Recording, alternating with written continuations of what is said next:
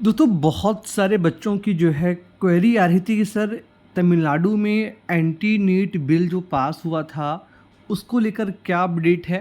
तो इसी को लेकर एक इम्पॉर्टेंट अपडेट मैं आप सभी से शेयर करने वाला हूँ।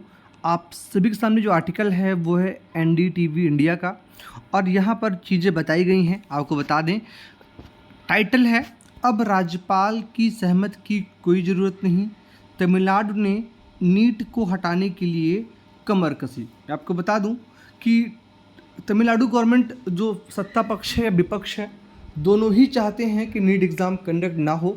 ये एक अनुचित एग्ज़ाम है, उनका मानना है।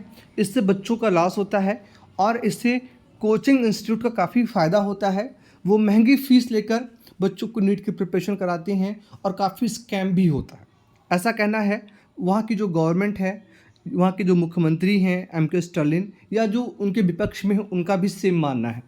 अब इसको लेकर क्या हुआ कि लगातार सत्ता पक्ष हो या विपक्ष हो, सभी चुनाव में इस मुद्दे को उठाते हैं। इस बार जो वहाँ की पार्टी है वो डीएमके, वो इसीलिए सत्ता में है क्योंकि वो नीट एग्ज़ाम या जो अदर एग्ज़ाम्स का विरोध कर रही थी। पार्टी जब सत्ता में आई उसके बाद उसने इसका विरोध किया और इस बिल को पास किया। अब इस बिल पे वहाँ के जो राज्यपाल हैं उन्होंने स्वीकृति देने से मना कर दी है। अब आपको बता दें कि राज्यपाल कभी किसी पार्टी का नहीं होता, वो सेंट्रल अपॉइंट करता है और उसके बाद वो सेंट्रल के अकॉर्डिंग ही काम करता है।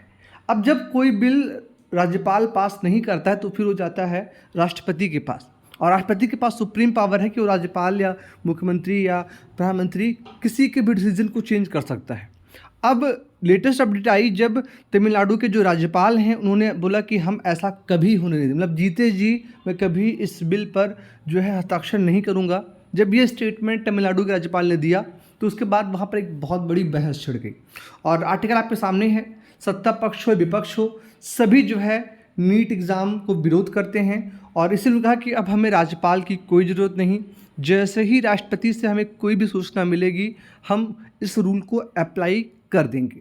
अब लगभग 8 महीने से ज़्यादा हो गया है, लगभग 1 साल होने को है और 1 साल से जो फाइल है वह राष्ट्रपति भवन में है, लेकिन अभी तक ना तो उस फाइल को एक्सेप्ट किया गया है और ना ही रिजेक्ट किया गया है।